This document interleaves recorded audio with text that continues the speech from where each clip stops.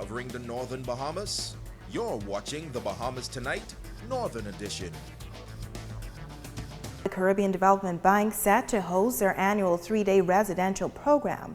19 borrowing member countries gathering in Trinidad for the exchange. This year's theme is Youth-Led Innovation, Regional Transformation.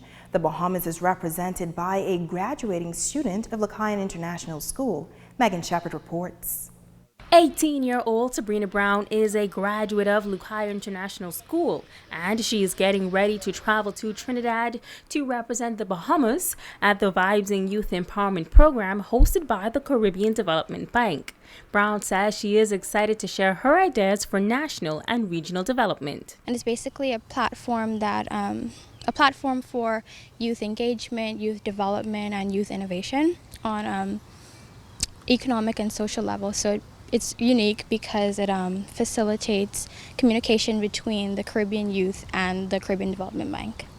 Brown is also a youth parliamentarian and says she's looking forward to networking and gaining as much knowledge as possible. What I could look forward to is something called the Innovation Challenge. So basically on the last day, we get to pitch innovative solutions to the developmental problems, basically. And, I can look forward to networking, collaborating with different youth from around the Caribbean, and just to network with them to see, how our ideas are similar, how they differ, and how we all work together to just promote regional change, basically. Now, each young representative will present a mind map with their visions for development throughout the Caribbean. Brown explains her platform. I really plan to talk about quality education and my ideas for that. In Youth in Parliament, I gave a speech on both youth unemployment and mental health. And some of the ideas I thought about was mental health reform, just kind of incorporating mental health and sustainable practices to promote mental health in Bahamians within the health sector. So that was one idea. And for youth unemployment, I thought about combating that by introducing a parallel education system where students are able to learn theory as well as do practical work, so we can be more equipped when we get into the workforce. Sabrina says she plans to study sustainable design engineering in Canada this fall.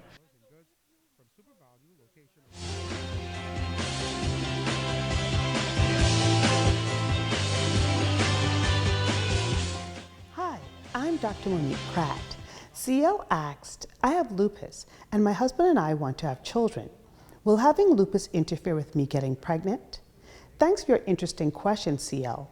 Lupus is a long-lasting inflammatory disease that occurs when the body's immune system attacks its own tissues and organs.